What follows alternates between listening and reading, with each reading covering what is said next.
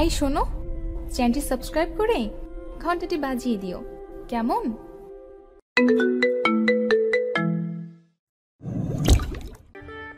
এই একদম আমার কাছে আসবে না। কেন? এলে কি করবে? এক দৌড় দিব। ওকে, দাও দৌড়, দেখি কতটা দৌড়াতে পারো। আর কতদিন এভাবে দৌড়াবে? যতদিন না তুমি আমাকে তাড়া করে বেড়াবে। কথাটা বলেই অমনি দিলাম দৌড়। আমাকে আর কে পায়? যেই দৌড় দিলাম তখনই খাট থেকে পড়ে গেলাম। কি ব্যাপার, আমি খাটে আসলাম কিভাবে? আমাকে তো মিম তাড়া করছিল। না, আর পারি না। এই মেয়ে তো আমার স্বপ্নের মধ্যেও ছাড়বে না। ভার্সিগুলো ভাবতে ভাবতে ফ্রেশ হতে চলে গেলাম। ফ্রেশ হয়ে এসে ঘড়ির দিকে তাকাতেই দেখি 10টা বেজে গেছে। তাড়াতাড়ি নাস্তা করে বেরিয়ে পড়লাম ভার্সিটিতে। ও, আপনাদের তো আমার পরিচয়টাই দেওয়া হলো না। ভার্সিটি যেতে যেতে আপনাদের পরিচয়টা দিয়েই দিই। আমি রাফি আহমেদ, এবার অনার্স 2য় বর্ষের ছাত্র। দেখতে তেমন ভালো না, কালো, তবে মনটা আমার খুবই ভালো। না, আর নিজের নামে গুজব ছড়াবো না। গেট দিয়ে ঢুকতে যাব ঠিক তখনই কেউ আমার কলার ধরে রাখছে, যার কারণে আমি সামনে এগোতেই পারছি না। পিছনে তাকিয়ে দেখি মিম। আমি দেখেই তো অবস্থা খারাপ। কেন, তোর প্রবলেম কি রে রাফি? কেন রে, আমি আবার কি করলাম? কি করিস নাই তাই বল। তোর জন্য আমি ঘুমাতেই পারি না। আমার স্বপ্নে সবসময় ঘোরাঘুরি করিস কেন? আসলে তোর ভালো ডাক্তার দেখাতে হবে। ওয়েট, আরমান সাহেবকে ফোন দিতে বলি, আপনার মেয়ের ভালো ট্রিটমেন্ট করান, না হলে একসময় পাবনা পাঠাতে হবে। কথাটা বলেই একটু মুচকি হাসলাম। এই দেখ রাফি, আমার সামনে একদম মুচকি হাসবি না। কেন রে? তোর এই হাসিটার কারণে আমি রাতে ঘুমাতে পারি না। এই দেখ, ফাও বকিস না তো। যা, তোর হলে যা, আর আমাকে আমার হলে যেতে দে, ফাজিল মাইয়া একটা। কথাটা বলে আমি চলে যেতে যাব, আবার আমার কলার ধরে টান দিল মিম। আমি এবার রাগি মুডে বললাম, ওই তোর সমস্যা কি? এত জ্বালাস কেন রে? যা ভাগ ছেড়ে। তুই আমাকে এভাবে বলতে পারলি রাফি? ওকে, যাচ্ছি চলে, আর আসবো না তোর কাছে, আর কথাও বলবো না। বলেই মিম মন খারাপ করে চলে গেল, আর আমিও চলে গেলাম ক্লাসে। কিরে রাফি, এতক্ষণ কোথায় ছিলি রে? আর বলিস না দোস্ত, ওই মিমটা ভার্সিটি আসতে না আসতেই জ্বালানো শুরু করলো। আরে রাফি, তুই বোঝার চেষ্টা কর, মেয়েটা তোকে ভালোবাসে রে। আরে ধুর ছাই, ভালোবাসার গোষ্ঠী কিলাই, এসব আমার দ্বারা হবে না। আচ্ছা, সে দেখা যাবে। এখন চল ক্যান্টিনে যাই। তোরা যা বাপু, আমি যাব না। কেন রে, কি হইলো? ভালো লাগছে না। তোরা যা, আমার অ্যাসাইনমেন্ট করতে হবে, কালকে করতে পারি নাই। ওকে থাক, তাইলে আমরা যাইগা। বলে নিলয় আর নীরব চলে গেল, আর আমি আমার অ্যাসাইনমেন্টটা কমপ্লিট করলাম। আজকে এটা জমা দিতে হবে, তা না হলে কপালে দুঃখ আছে। যাই হোক, অ্যাসাইনমেন্টটা জমা দিয়ে এসে ভালো লাগছে না, তাই চলে এলাম বাসায়। ইদানিং মনটা বড্ড খারাপ। আর সত্যি বলতে একটা মধ্যবিত্ত পরিবারের যে কত প্রেশার, সেটা একমাত্র তারাই বোঝে। মধ্যবিত্ত পরিবারগুলো মানুষের অনেক স্বপ্ন থাকে, কিন্তু তারা সেটা বাস্তবায়িত করতে পারে না। আর সেই মধ্যবিত্ত পরিবারের বড় ছেলে বা মেয়ের অনেক দায়িত্ব থাকে তার পরিবারটাকে দেখে রাখতে। অনেক কষ্ট সহ্য করে তারা তাদের পরিবারের মানুষের মুখে হাসি ফোটায়। যাই হোক, ফ্রেশ হয়ে কিছু খেয়ে টিউশনি করাতে চলে গেলাম। এই টিউশনি করে যেটুকু আয় করা যায় তাতে নিজের পড়ালেখার খরচটা চলে যায়, আর একটু কষ্ট করলে বাড়িতেও দেওয়া যায়। অনেক নৈতিক কথা বললাম, আমি চলে আসছি যেখানে টিউশনি করাই। আজ মাসের শেষের দিকে দেখি বেতনটা দেয় নাকি। আমি দরজার সামনে এসে কলিং বেল প্রেস করলাম, আর একটা অল্প বয়সী মেয়ে এসে দরজা খুলল। যদিও আমি মেয়েটাকে চিনি না, হয়তো বেড়াতে আসছে। আমি ভিতরে চলে গেলাম, গিয়ে দেখি আমার ছাত্রছাত্রীরা গল্প করছে। আমি যেতেই চেয়ার থেকে উঠে দাঁড়ালো। আমি বসার পর ওরাও বসলো। তবে একটা কথা তো বলাই হলো না, এই টিউশনিটা মিম ঠিক করে দিয়েছিল।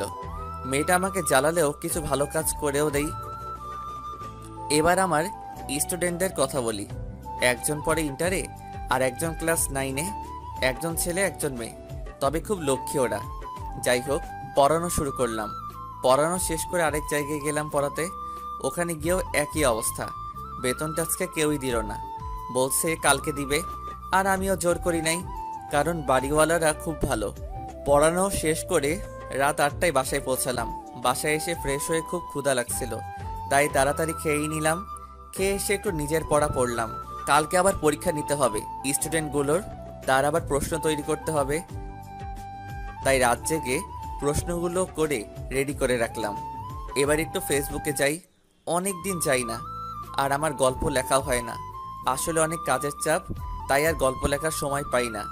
ফেসবুকে লগ ইন করতে দেখি ঝড়ের মতো মেসেজ আসা শুরু করতেছে, তো আর থামার নামই নাই।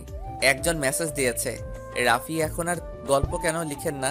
প্রায় মানুষের এই একই প্রশ্ন। তারপর সবাইকে বিষয়টা বলার পর আর কিছুই বলে নাই। আজ আর রাতে ঘুম আসছে না, তাই গল্প লেখা শুরু করলাম। গল্প লেখা শেষ করে পোস্ট করে অফলাইনে চলে গেলাম। সকালে আবার উঠতে হবে, তাই ঘুমিয়ে পড়লাম। সকালে ঘুম থেকে আম্মুর ডাকে উঠলাম, উঠে একটু হাঁটতে গেলাম। তারপর নাস্তা করে ভার্সিটি গেলাম। তবে আজকে আর কোনো রকম ঝামেলা করে নাই মিম। যাক বাবা, বাঁচা গেল। আজ আর জল্লাদটা আসে নাই, তাই ক্যাম্পাসে বসে আড্ডা দিচ্ছি বন্ধুদের সাথে। হঠাৎ পিছন থেকে কেউ আমার চোখ বন্ধ করে দিল। আমি ছাড়াতে চেষ্টা করে ব্যর্থ হলাম। কিছুক্ষণ পর সে নিজেই ছেড়ে দিল, আর আমি পিছন ফিরে তাকাতেই দেখে তো পুরাই অবাক। আজকে মিম ভার্সিটি আসছে। নীল শাড়ি, ঠোঁটে হালকা করে লাল লিপস্টিক, একদম নীল পরীর মতো লাগছিল। মনে হচ্ছিল একটা নীল পরী। আমি তো হা করে ওর দিকে তাকিয়ে আছি। ওই কি রে, এইভাবে কি দেখছিস? তোমাকে খুব সুন্দর লাগছে। তোমাকে কি সত্যি? এত লজ্জা পাওয়ার কিছু নাই, একদম পেত্নির মতো লাগছে। আমাকে কেন ভালো লাগবে? আমি তো আর দেখতে সুন্দর না, তোর তো ফাহমিদাকে ভালো লাগবে। এই তুই থামবি? আচ্ছা বাবা, তোকে সত্যি খুব ভালো দেখাচ্ছে। এবার খুশি তো? অনেক খুশি। আচ্ছা চল, এই খুশিতে তোকে নিয়ে খেতে যাব। না থাক, আমি খাবো না। আর আমার কাছে টাকা নাই, এখনো বেতন পাই নাই। ওই, তোকে কি আমি বলেছি যে বিল তুই দিবি? না বলিস নাই, কিন্তু তবুও। একটা কথাও বলবি না। চল এখন চুপচাপ আমার সাথে। না যাবো না, আমার ক্লাসে যেতে হবে। ইস, আসছে ঈশ্বরচন্দ্রের জামাই, উনি পড়ে একদম উল্টায় দিবে। চুপচাপ আমার সাথে চল, না হলে কিন্তু কান টেনে নিয়ে যাব। আচ্ছা ঠিক আছে, তুই যে নাছরবান্দা, না যাওয়া পর্যন্ত তুই ছাড়বি না। তারপর মিম আর আমি একটা রেস্টুরেন্টে গেলাম খেতে। আর না যেয়ে তো কোনো উপায় নাই, মেয়েটা খুবই জেদি, সহজে ছাড়বে না। ওকে আমি একটু ভয় পাই। যাই হোক, অনেক কথা বলে ফেললাম, এবার কাজের কথায় আসি। এই মিম শোন না, বল। আমার কিছু টাকা লাগতো রে, তোর কাছে কি হবে? আছে, কিন্তু কত টাকা আর কেনই বা টাকা চাইতেছিস? তোকে আমি দিয়ে দিবনি পরে। কিন্তু কত টাকা লাগবে? খুব বেশি না, 500 টাকা হলে হবে। ওকে, আছে আমার কাছে। ধন্যবাদ দোস্ত। আচ্ছা এবার কোথায় যাবি তুই? চল আজকে একটু রিক্সা করে ঘুরে আসি। ওই মেন্টাল, রিক্সা ঘুরতে গেলে কত টাকা নষ্ট হবে ভেবে দেখছস? কোথাও যাওয়া লাগবে না, এখন তুই বাসায় যা, আর আমি ক্যাম্পাসে যাই। আমার একটা অ্যাসাইনমেন্ট জমা দেওয়ার বাকি আছে। অ্যাসাইনমেন্ট দিয়ে কি হবে? চল না এখন ঘুরে আসি। মিম, এবার কিন্তু বেশি হয়ে যাচ্ছে।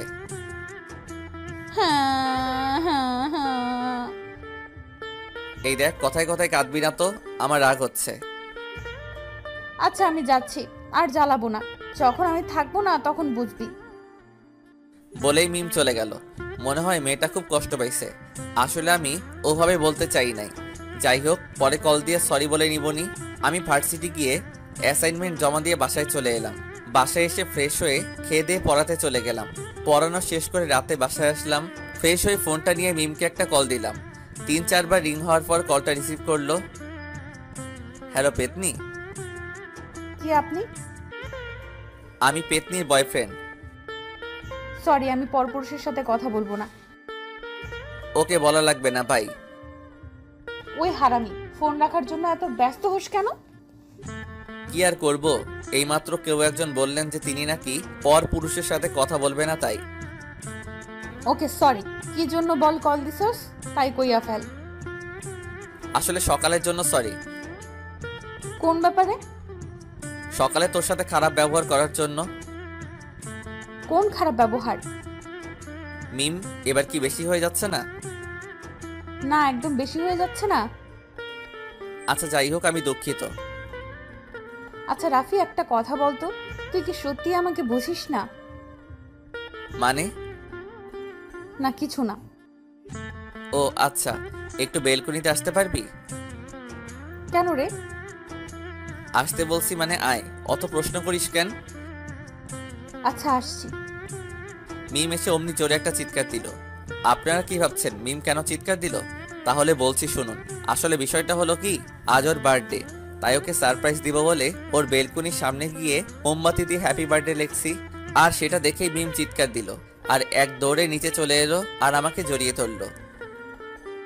নে হয়েছে, এবার ছাড়। আর এত খুশি হওয়ার কিছু নাই, তোর টাকা দিয়েই তোকে উইশ করলাম। সে যার টাকাই হোক না কেন, তুমি যে আমার বার্থডে মনে রাখছো, এটাই আমার কাছে অনেক কিছু রাফি। এই বোকামে, আজকে একটা খুশির দিন আর তুই কান্না করছিস কেন? আর আমি তো তোর বন্ধু, বন্ধু হয়ে বন্ধুর পয়তা দিবস মনে রাখবো না তো কে রাখবে শুনি? আমার কথা শুনেই মিম হেসে দিল। আসলে ওকে হাসানোর জন্যই কথাটা বললাম। আর সত্যি বলতে মিমকে হাসলে খুব মায়াবী লাগে। মিম আবার আমাকে জড়িয়ে ধরলো। কিরে, কি হলো আবার? আমাকে এইভাবে সারা জীবন আগলে রাখতে পারবি রাফি? কখনো ছেড়ে যাবি না তো? তোর সাথে আমি সারা জীবন থাকতে চাই না। তুই আমাকে জ্বালিয়ে মারবি? জ্বালাবো, 100 বার জ্বালাবো। আর যদি কখনো অন্য কোনো মেয়ের দিকে চোখ তুলে তাকিয়েছিস তো তোর খবর আছে। ওই এবার কেকটা কাট। তারপর মিম কেক কাটলো, ওকে আমি খাইয়ে দিলাম আর ও আমাকে। আচ্ছা এবার তুই বাসায় যা, রাতটা তো অনেক হলো।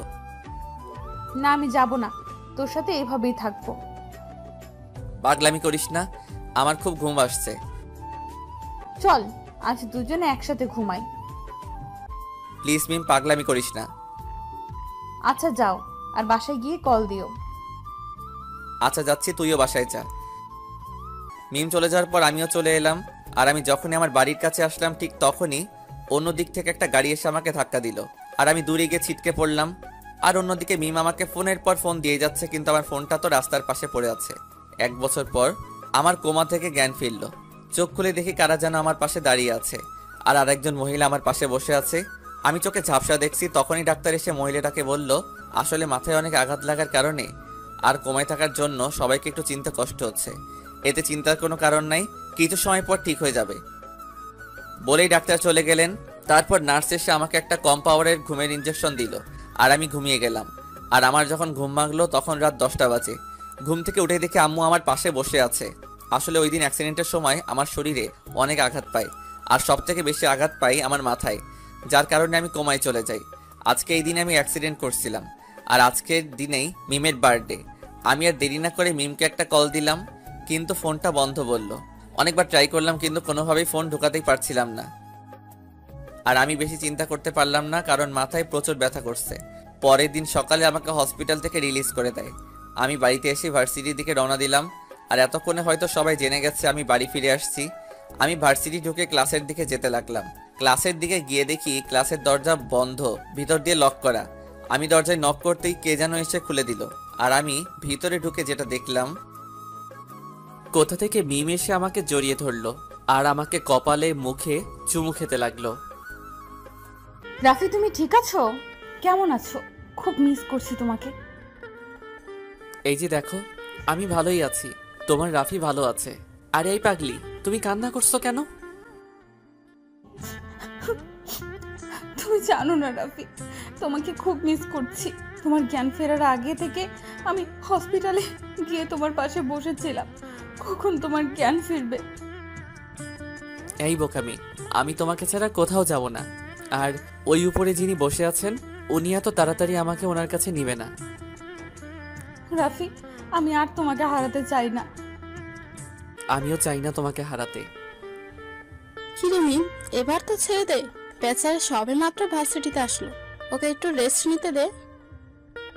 না, আমি ওকে ছাড়বো না। আরে সবাই তোদের দিকে তাকিয়ে আছে, এবার তো ছাড়। আনিশার কথাতে মিম আমাকে ছেড়ে দিল। আচ্ছা রাফি, এখন কি অবস্থা তোর? এই তো ভালো। আচ্ছা চলো আড্ডা দেই। তারপর সব বন্ধুরা মিলে ক্যান্টিনে গেলাম। অনেকক্ষণ আড্ডা দেওয়ার পর লাঞ্চ করে আবার ক্যাম্পাসে গেলাম। আজ আর ক্লাস করলাম না, কারণ হঠাৎ করে আমার মাথা ব্যথা করছিল। তাই ওদেরকে বলে চলে এলাম। মিম আর আদনান আমাকে বাসায় এগিয়ে দিয়ে চলে গেল। বাসায় এসে ফ্রেশ হয়ে ঘুমাতে গেলাম। আমি যাওয়ার একটু পর আম্মু আমার রুমে আসলো। কি রে রাফি, ঠিক আছিস তো? আম্মু। আচ্ছা আম্মু, আমার মাথাটা একটু হাত বুলাই দিবে? আচ্ছা বাবা, দিচ্ছি, তুই ঘুমা। আম্মু মাথায় হাত বুলিয়ে দিয়ে দিচ্ছিল। কখন যে ঘুমিয়ে গেলাম নিজেও জানি না। ঘুম থেকে উঠেই দেখি একজন হাজির। আরে তুমি? আমি তোমার কথা শুনে দেখতে চলে এলাম। ও, ধন্যবাদ তোমাকে। এখন কেমন লাগছে রাফি? মোটামুটি ভালো। ও আচ্ছা রাফি, আমি এখন আসি, পরে আবার আসবো। বাই। ওকে যাও, আবার এসো কিন্তু। কি আপনারা অবাক হয়ে যাচ্ছেন যে এত সময় কার সাথে কথা বলছিলাম? তাহলে বলছি, ওর সাথে আমার ফেসবুকে পরিচয়। আমাদের ফ্রেন্ডশিপের 3 বছর পূর্ণ হলো। আর ওর নাম হলো শাহরিন সুলতানা আখি। ওর ব্যাপারে এখন এইটুকু জেনে রাখেন, আর জানার প্রয়োজন নেই। যাই হোক, শাহরিন চলে যাওয়ার পর ফ্রেশ হয়ে বসে আছি। তখনই মিমের ফোন। হ্যালো রাফি। বলো। আচ্ছা কালকে চলো কোথাও থেকে ঘুরে আসি। কোথায় যাবে? চলো কোথাও থেকে ঘুরে আসি, ভালো লাগবে তোমার। আর আমি এই 1 বছর কোথাও যাই নাই, তোমাকে নিয়ে কোথাও ঘুরতে যাওয়া হয় নাই। ও আচ্ছা, যাবো তাইলে। খাইছো তুমি? খাইছি। তুমি? না, খাই নাই, তবে খাবো কিছু সময় পরে। ও আচ্ছা, তাড়াতাড়ি খেয়ে নিও। আর খাবার খেয়ে ওষুধ খেতে ভুলে যেও না। আচ্ছা এখন রাখি রাফি, তুমি রাত জাগবে না, ঘুমিয়ে যাবে তাড়াতাড়ি। ওকে, তুমি যা বলবে তাই হবে। এবার রাখি তাইলে। ফোনটা কেটে দিয়ে খেতে গেলাম। খাওয়া দাওয়া শেষ করে ওষুধ খেয়ে ঘরে এসে শুয়ে পড়লাম। হঠাৎ মিমের কথা মনে পড়লো। আচ্ছা, মেয়েটা কেন আমার এত যত্ন নেয়? ও কি আমাকে সত্যি ভালোবাসে, নাকি আমার প্রতি বন্ধুত্ব এর দায়িত্ব পালন করে? কিন্তু ওর কাজকর্ম দেখে তো আমার প্রতি অনেকটাই দুর্বল। আচ্ছা, আমি ওকে নিয়ে তো ভাবছি কেন? তার মানে আমিও কি ওকে... না না না, এই আমি কি ভাবছি? আমি তো ওকে শুধুই আমার বন্ধু ভাবি। না, আর ভাবতে পারছি না, মাথাটা ব্যথা করছে। এবার ঘুমাতে যাব। সকালে আম্মুর ডাকে ঘুম ভাঙলো। কি রে সোনা, আর কত ঘুমাবি? এবার তো ওঠ। উঠছি আম্মু, তুমি যাও, আমি আসছি। বলেই আম্মু চলে গেল। আমিও ফ্রেশ হয়ে খেতে গেলাম। খাবার টেবিলে বসে সবাই মিলে খাবার খাচ্ছি, ঠিক তখনই আব্বু বলল, আচ্ছা বাবু, তোর আজকে একটা জায়গায় যেতে হবে, পারবি বাবা যেতে? কোথায় যাব আব্বু? একটা কাগজে একটা ঠিকানা লিখে দিল আর বলল এই ঠিকানায় যেতে। খাওয়া দাওয়া শেষ করে রুমে এসে ঠিকানা অনুযায়ী বেরিয়ে পড়লাম। 1 ঘন্টা পর ঠিকানা অনুযায়ী পৌঁছে গেলাম। এটা একটা কোম্পানি, চৌধুরী ইন্ডাস্ট্রিয়াল। আসতে পারি ম্যাম? আসো। এই, তুমি কি হাসিব ভাইয়ের ছেলে রাফি? জি ম্যাম। এই, তুমি আমাকে ম্যাম বলছো কেন? আমাকে আন্টি বলবে, কেমন? Okay ma'am. কি, আবার ম্যাম? ও দুঃখিত আন্টি। এই তো, এবার ঠিক আছে। আর যে জন্য তোমাকে এখানে ডাকলাম, আমার একজন ম্যানেজার লাগবে। শুনেছি তুমি খুব ভালো স্টুডেন্ট। তোমার আব্বু তোমার ব্যাপারে সব বলেছে, তুমি কি পারবে? কি বলেন আন্টি, আমি কি এটা সামলাতে পারবো? আমাদের পুরনো ম্যানেজার তোমাকে সবকিছু বুঝিয়ে দিবে। জি আন্টি। আর ঠিক তখনই মিমের ফোন। আমি ফোনটা কেটে দিলাম। কি হলো রাফি, কার ফোন ছিল? আমার এক বন্ধুর। কেটে দিলে কেন? রিসিভ করো। না আন্টি, আমি ম্যানেজ করে নিব। ওকে, তাহলে তুমি এখন আসতে পারো। কাল থেকে কাজে জয়েন করবে। ওকে আন্টি, আসি। আন্টির অফিস থেকে বেরিয়েই পাগলি মিমটাকে কল দিলাম। কিছু সময় রিং হওয়ার পর রিসিভ করলো। হ্যালো মিম। তোমাকে কত কল দিলাম, ধরলে না কেন? আমি একটা কাজে ছিলাম, তাই তোর কলটা রিসিভ করতে পারি নাই রে, সরি। ওকে, ঠিক আছে। বিকেলে ঘুরতে যাওয়ার কথা মনে আছে? আছে, কিন্তু আজ না গেলে হয় না? না, যেতেই হবে। কোনো কথা শুনতে চাই না। আসলে খুব ক্লান্ত লাগছে তো তাই। ও আচ্ছা, শোনো, বেশি সময় থাকা লাগবে না। ওকে ঠিক আছে, কখন বের হব? তুমি এখন কোথায়? এই তো বাসার কাছে চলে আসছি। আচ্ছা শোনো, বাসায় পৌঁছেই ফ্রেশ হবে, তারপর লাঞ্চটা করে রেডি হয়ে থাকবে। আমি গাড়ি নিয়ে এসে তোমাকে নিয়ে যাব। আচ্ছা ঠিক আছে। মিমের ফোন কলটা কেটে দিয়ে ফ্রেশ হতে চলে গেলাম। 30 মিনিট পর মিম এসে আমাকে নিয়ে গেল, আর গাড়িতে যেতেই মিম আমার চোখ বেঁধে দেয়। মিম, এই তুই কি করছিস? এই, একদম চুপ। এত কথা বলো কেন? আরে কিন্তু তুমি আমার চোখ কেন বাঁধছ? আবার কথা বলে একদম খুন করে ফেলবো তোকে। আচ্ছা বাবা, চুপ করলাম। এবার তো খুশি? অনেক। আমার লক্ষ্মীটা। কিছু সময় পর একটা জায়গায় গাড়ি থামালো। তারপর মিম গাড়ি থেকে নেমেই আমাকে নামিয়ে দিল, কারণ আমার চোখ তো বাঁধা। আচ্ছা মিম, এটা কোথায়? আবার কথা বলে, চুপ করে থাক। ওকে, চুপ করলাম। তারপর মিম আমাকে একটা অন্ধকার ঘরে ছেড়ে দিল। আমি এবার নিজের চোখ থেকে কাপড়টা সরিয়ে যেটা দেখতে পেলাম, সেটা দেখে তো আমি পুরাই অবাক হয়ে গেলাম। আমি চোখ খুলতেই রুমের সারা জায়গায় লাইট জ্বলে গেল, আর আমি দেখতে পেলাম একটা মেয়ে নীল শাড়ি পরে দাঁড়িয়ে আছে। যেই না মেয়েটা ঘুরলো, আমি দেখেই তো ভূত দেখার মতো চমকে উঠলাম।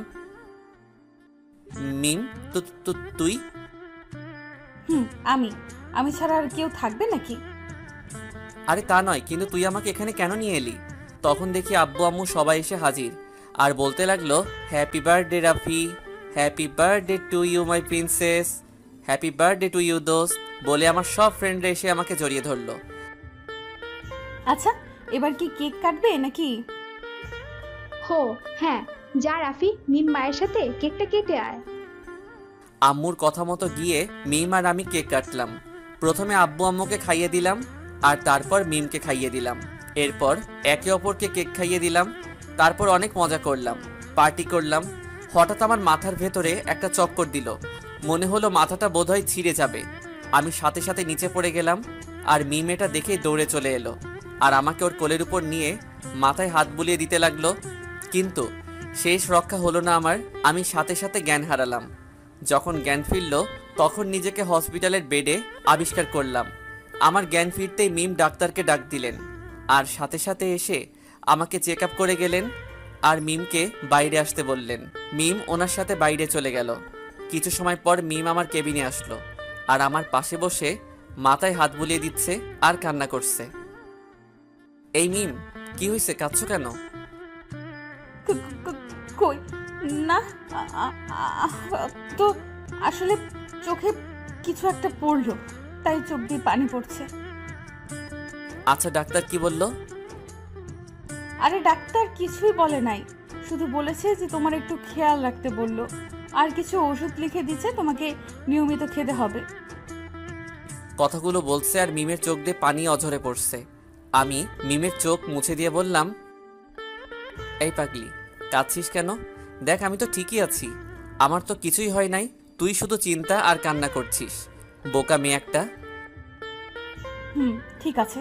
আচ্ছা শোনো, আমি ওষুধ আনতে যাচ্ছি, তুমি একটু ঘুমানোর চেষ্টা করো। কথাটা বলেই মিম কাঁদতে কাঁদতে কেবিন থেকে চলে গেল। আচ্ছা এবার আসুন দেখি ডাক্তার মিমকে কি বলছেন।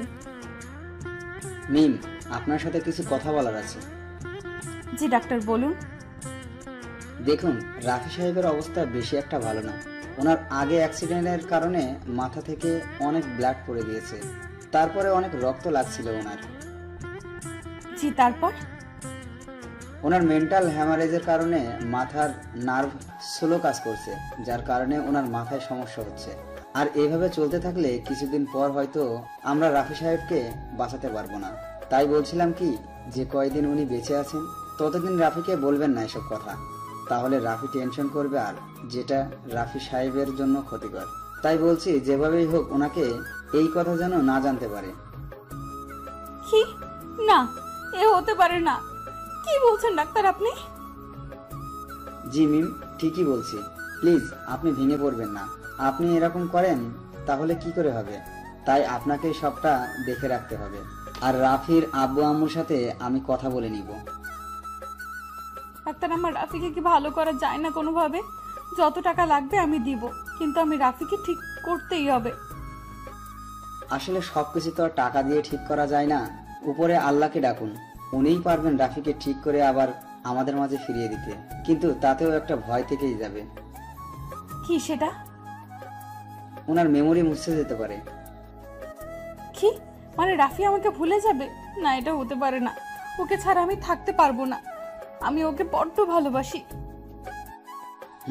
সবকিছু বুঝতে পারছি, কিন্তু আপনাকে বাস্তবতাটা মেনে নিতে হবে। যাই হোক, এখন আমি আসি। আপনাকে যে ঔষধ আনতে বললাম ওগুলো এনে এখনই রাফিকে খাইয়ে দিতে হবে। বলেই ডাক্তার চলে গেল। এই রাফি, ঘুমাইছোস? হুম। ওঠ, আর উঠে এই ওষুধ খেয়ে নে। না, আমি খাবো না। পাগলামি করিস না বন্ধু আমার, প্লিজ ওষুধটা খেয়ে নে। বললাম তো খাবো না। আর ওষুধ না খেলে কি হবে? মরেই তো যাবো, তাই না? রাফিকে জেনে গেছে ডাক্তার আর আমার কথোপকথন? আই, তুই কি বলিস এগুলো? ওকে, খাওয়া লাগবে না। অনেক খিদা লাগছিল, ভাবলাম খাবো, কিন্তু না, আর খাওয়া লাগবে না। কেন? যা খেয়ে আয় এখনই। ইস, আসছে নিজে খাবে না আর আসছে আমাকে রাগ দেখাতে। আগে ওষুধ খাও, তাহলে আমিও খাবো। আচ্ছা দে, এসব খেয়ে কোনো লাভ হবে না। আমি তো আর বাঁচবো না। দেখ রাফি, মার খাবি এবার, চুপ থাক আর এই ওষুধটা খেয়ে নে। বলেই মিম আমাকে ওষুধ খাইয়ে দিল আর আমি ঘুমিয়ে পড়লাম। এভাবে দেখতে দেখতে কয়েকটা মাস কেটে গেল। এখন আমি আগের থেকে অনেকটা সুস্থ হয়ে গেছি, কিন্তু মাঝে মাঝে একটু মেমোরি শর্ট টাইম ব্রেক করে। ওষুধ খেলে ঠিক হয়ে যায়। এই তো 3 দিন আগের কথা। সকালে ঘুম থেকে উঠে ফ্রেশ হয়ে ভার্সিটি গেছিলাম, কিন্তু ভার্সিটি গিয়েই সমস্যাটা হয় আমার। আবার মাথা ব্যথা শুরু করে দেয়। তারপর ডাক্তার এসে জানিয়ে দিলেন আমি যেন রোদ দিয়ে বেশি ঘোরাঘুরি না করি। আর মাঝে মাঝে তো আমার বাড়ি খুঁজেই পাই না। আর একেই বলে শর্ট টাইম মেমোরি লস। এভাবে দেখতে দেখতে 1 বছর কেটে গেল। আমার পরিবার আর মিমের পরিবার আমাদের বিয়ে দেওয়ার সিদ্ধান্ত নিল, কিন্তু আমি রাজি না। কারণ বলা তো যায় না কখন আমার ডাক চলে আসে উপর আল্লাহর কাছে যাওয়ার। তাই আমি সরাসরি না বলে দেই। তবে আমার না বলাতে তেমন কোনো সমস্যা হয় নাই, কারণ তারা তো সব জানে। আর আমিও একটু হলে বুঝতে পারি আমিও আর বেশি দিন বাঁচবো না। একদিন মিমকে কারোর সাথে আমার ব্যাপারে কথা বলছিল, তখন আমি শুনতে পেলাম মিম বলছিল, না, রাফির মাথায় অনেক সমস্যা হয়েছে, ও হয়তো আর বেশি দিন বাঁচবে না। কথাটা শোনার পর খুব কষ্ট লাগছিল। তাই আমি সিদ্ধান্ত নিলাম আমি মিমকে বিয়ে করব না। আর সত্যি বলতে আমি মিমকে ভালোবেসে ফেলেছিলাম, কিন্তু ওই দিনের কথা শোনার পর থেকে আমি মিমকে ভুলতে চেষ্টা করলাম। তারপর একদিন আমি একটা জিনিস লক্ষ্য করলাম, সেটা হলো মিমকে একটা ছেলে ফলো করে। মনে হয় সে মিমকে ভালোবাসে, কিন্তু বলতে পারে না হয়তো। আমি ছেলেটাকে অনেকবার মিমের আশেপাশে দেখি, আমি কিছুই বলতাম না। একদিন আমি একটা জিনিস করলাম, আর এটা শুনে তো মিম রেগে আগুন হয়ে গেছে। আমি সেই ছেলেটার সাথে গিয়ে দেখা করলাম, আর এই বিষয়টা মিম জেনে গেছিল। এই নিয়ে আমাকে অনেক বকা দিছিল। আর ওই ছেলেটার সাথে দেখা করে ওকে কিছু কথা বলছিলাম, আর সেগুলো শুনেই মিম আমাকে অনেক বকা দেয়। আসলে ছেলেটার সাথে যে কথাগুলো হয়েছিল। Excuse me. জি, আমাকে বলছেন? জি ভাইয়া, আপনাকে বলছি। জি ভাইয়া, বলুন। আপনাকে ইদানিং দেখছি একটা মেয়েকে ফলো করতেছেন। আচ্ছা, আপনি কি মেয়েটাকে ভালোবাসেন? না মানে বলছিলাম কি, ভয় পাওয়ার কিছু নাই ভাইয়া। আপনি যদি ওকে ভালোবাসেন তাহলে ওকে গিয়ে বলে দেন। আপনি কে? আমি ওর বন্ধু প্লাস ফিয়ন্সি, কিন্তু আমি ওকে বিয়ে করব না। কেন ভাইয়া, মেয়েটার কোনো সমস্যা আছে নাকি? না, ওর কোনো সমস্যা নেই। তাহলে? তারপর ওকে সব খুলে বললাম। আমার কথা শুনে ছেলেটা প্রায় কাঁদো কাঁদো অবস্থা। ভাইয়া, আপনি ওকে খুব লাভ করেন তাই না? হুম। খুব বেশি ভালোবাসি, কিন্তু এখন আর লাভ নাই। আমার ব্লাড ক্যান্সার হয়েছে আর মাথায় টিউমার। আমার বাঁচার কোনো উপায় নাই, আর আমি চাই না আমার মিমটা কষ্টে থাকুক। আমি চাই তুমি তোমার ভালোবাসা দিয়ে ভরে রাখবে, পারবে না? জি ভাইয়া, পারবো। যাক, শুনে নিশ্চিত হলাম। আচ্ছা, আপনার নাম কি ভাইয়া? আমার নাম রাহুল। আপনি কি করেন? আমার একটা কোম্পানি আছে, আর আমি ওই কোম্পানির বস। খান ইন্ডাস্ট্রিয়ালের নাম শুনছেন নিশ্চয়? ও হ্যাঁ, শুনছি। এটা তো একটা নামকরা কোম্পানি। জি ভাইয়া। আচ্ছা ভাইয়া, একটা কথা বলি। হ্যাঁ, বলুন। আপনি তো বাইরে চিকিৎসা করাতে পারেন। লাভ নাই ভাইয়া, আমি ডাক্তারের সাথে কথা বলেছিলাম। ডাক্তার বলছে যে আমার হাতে খুব কম সময় আছে, আর আমার যদি অপারেশন করা হয় তাহলে বাঁচার সম্ভাবনা 1%, আর এতে অনেক রিস্কি আছে। আর আমি চাই না আমার জন্য আমার বাবা মা তাদের সবকিছু হারিয়ে ফেলুক। ভাইয়া, আপনাকে কিছু বলার সাধ্য আমার নাই, তবুও বলি, আপনি খুব ভালো মানুষ, কিন্তু এই ভালো মানুষের কেন এমন হয়? আচ্ছা ভাইয়া, তুমি আমার মিমকে কখনো কষ্ট দিবে না, ওর খেয়াল রাখবে। আর মিম একটু রাগী, অল্পতে রেগে যায়, আর ওকে একদম কাঁদাবেন না। ও খুব নরম মনের মানুষ, প্লিজ ভাইয়া। ওকে ভাইয়া, আমি মিমকে খুব ভালোবাসি, তবে হ্যাঁ, আপনার মতো না ভালোবাসতে পারি, কিন্তু ভালোবাসি। আমি জানি ভাইয়া, আপনি মিমকে খুব ভালোবাসেন। রাহুলের কথা বলে বাসায় চলে এলাম, আর বাসায় এসে দেখি মিম আমার রুমে বসে আছে, তবে আজ একটু অন্যভাবে বসে আছে। দেখে মনে হচ্ছে খুব রাগ হয়ে আছে আমার উপর। আরে মিম, তুই এখানে? আমি। কিন্তু তুই এত সময় কই ছিলি? তোকে কতগুলো কল করছি দেখছিস? সরি রে, ফোনটা সাইলেন্ট ছিল, একটা গুরুত্বপূর্ণ কাজ ছিল, তাই সাইলেন্ট করে রাখছিলাম আমি। তোর ইম্পর্ট্যান্ট কাজ কি ওই মিস্টার রাহুলের সাথে ছিল? আরে কি বলছিস? রাহুল? এ আবার কে? তোর বয়ফ্রেন্ড নাকি রে? তুই খুব পচা হয়ে গেছিস। তুই প্রেম করছিস, আর আমি জানি না? তুই না আমার খুব ভালো ফ্রেন্ড। আমার কথা শেষ হওয়ার সাথে সাথেই মিম কষিয়ে আমার বাগালে একটা চর মেরে আমাকে জড়িয়ে ধরেই কেঁদে দিল। আরে কাঁদছিস কেন? তুই যে কেন কাঁদছিস আমি তো ভালো করেই জানি, কথাটা মনে মনে বললাম। তুই এমন কেন? কেন রে, আমি কি করলাম? তুই তো আমাকে মারলি। তুই আমাকে কেন এত ভালোবাসিস বলবি একটু? আরে ধুর, তোকে আমি ভালোবাসতে যাব কেন? তোকে ভালোবেসে কি আমি বিপদে পড়ব? দেখ রাফি, একদম মজা করবি না। তুই জানিস আমি তোকে কতটা ভালোবাসি। এবার আমি আর নিজেকে সামলাতে পারলাম না, আমিও ওকে জড়িয়ে ধরলাম। তুই কেন বুঝিস না? আমি আর কথাটা শেষ করার আগেই আমার ঠোঁট দুইটা মিমের দখলে নিয়ে নিল। কিছু সময় পরে ছেড়ে দিল আর বলল, তোকে আমি হারাতে দেব না। এই যে তোকে শক্ত করে জড়িয়ে ধরে আছি, আমার কাছ থেকে কেউ তোকে নিয়ে যেতে পারবে না। তুই শুধু আমার আর আমারই থাকবি। তুই ভালো করে জানিস আমি আর এই পৃথিবীতে থাকতে পারবো না, তারপরও কেন এমন করছিস? আমি কিছু জানতে আর বুঝতে চাই না। আমি শুধু এইটুকুই বুঝি, তুই আমার কাছে থাকবি। আমার থেকে রাহুল ছেলেটা অনেক ভালো, ও তোকে আমার থেকে ভালো রাখবে, তোকে ভালোবাসবে, আর তুই ওর কাছে শান্তিতে থাকতে পারবি। ও একজন সফল বিজনেসম্যান। আমার টাকা পয়সা কিছুই চাই না, আমার শুধু তোকেই চাই। তোর বুকে মাথা রেখে সারা জীবন কাটিয়ে দিতে চাই। প্লিজ আমাকে তোর থেকে আলাদা করিস না। ওকে বুঝলাম। চোখের পানি মুছে মিমকে বুকের মধ্যে থেকে ছাড়িয়ে নিয়ে বললাম, এখন আমাকে ছাড়, আমি এখন ফ্রেশ হয়ে আসি। আচ্ছা যা, আর ফ্রেশ হয়ে খেয়ে বাইরে ঘুরতে যাব। আচ্ছা ঠিক আছে বলে আমি ফ্রেশ হতে চলে গেলাম, আর মিমও চলে গেল। ও হ্যাঁ, মিম এখন থেকে আমাদের বাসায় থাকছে। যাই হোক, ফ্রেশ হতে খেতে গেলাম। মিম সহ বাসার সবাই মিলে একসাথে খেলাম। খাওয়া দাওয়া শেষ করে মিম আর আমি বেরিয়ে পড়লাম। আমরা বাসা থেকে বেরোতে বেরোতেই আঙ্কেল তার গাড়ি পাঠিয়ে দিলেন। রাত 8টায় আমি আর মিম বাসায় আসলাম। বাসায় এসে ফ্রেশ হয়ে সবাই মিলে ডাইনিং টেবিলে বসে গল্প করছিলাম। হঠাৎ করে আমার মাথা ব্যথা করছে, মনে হচ্ছে মাথাটা বোধহয় ফেটে যাবে।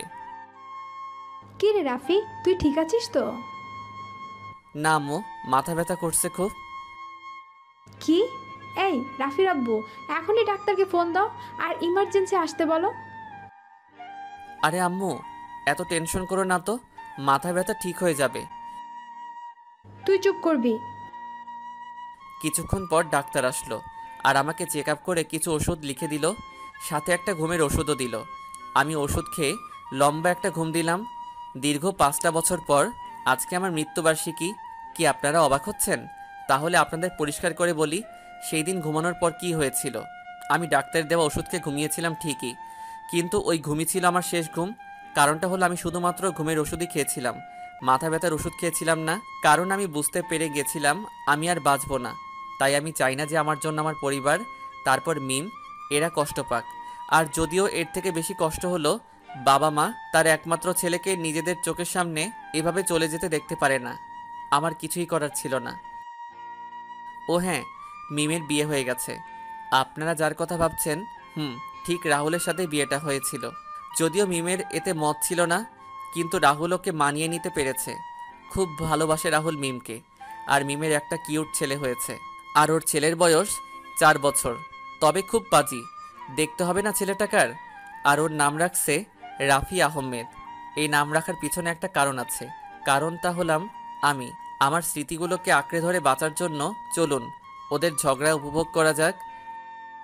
আব্বু আব্বু দেখ, আম্মু আমার কাছে কথা বলতে না। লাফি মামা ছবি দেখে তাকিয়ে কান্না করতে। রাফি বাবা, তুমি আমার কাছে আসো, তোমার আম্মু একটু পরেই তোমার কাছে আসবে। আচ্ছা আব্বু, লাফি মামা তুতাই তাতে? তোমার লাফি মামা ওই আকাশে থাকে, আকাশের তারা হয়ে। ও আত্মা বুদ্ধি। এই তো আমার লক্ষ্মী ছেলে। আমি মারা যাওয়ার পর রাহুল আমার আব্বু আম্মুকে খুব কেয়ার করে। এখন তাদের ছেলে রাহুল আর আব্বু আম্মুও রাহুলের মাঝে আমাকে খুঁজে পায়। যাই হোক, অনেক কথা বলে ফেলেছি, এখন আসি। বাই। কথা হবে অন্য কোনো দিন, অন্য কোনোখানে। তার আগে সবাই ভালো থাকুন, সুস্থ থাকুন। আল্লাহ হাফেজ।